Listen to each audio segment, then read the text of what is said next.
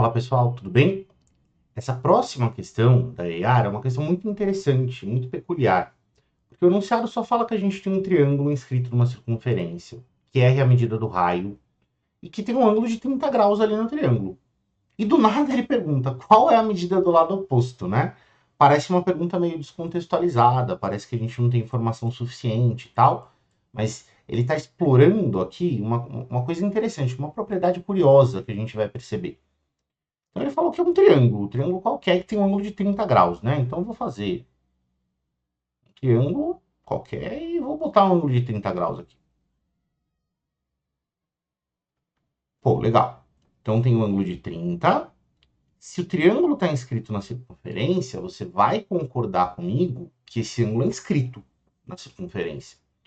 E a gente sabe que ângulo inscrito tem sempre metade da medida do arco. Então se o ângulo é de 30 graus, esse arco é de 60 e meio que não tem mais o que a gente descobrir aqui, concorda?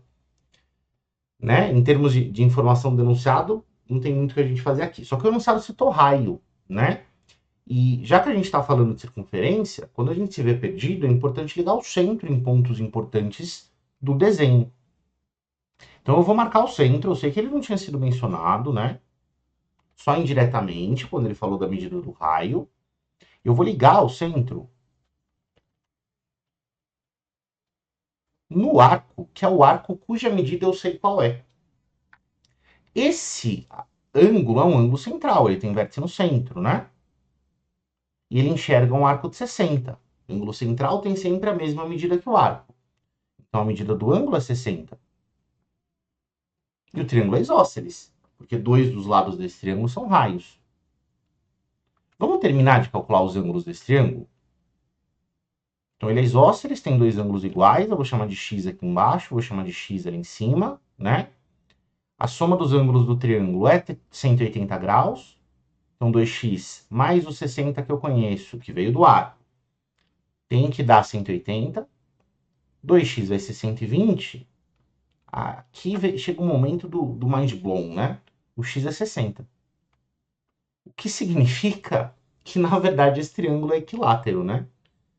Pô, se o triângulo é equilátero, essas medidas aqui, que eram medidas do raio, também são medidas desse cara.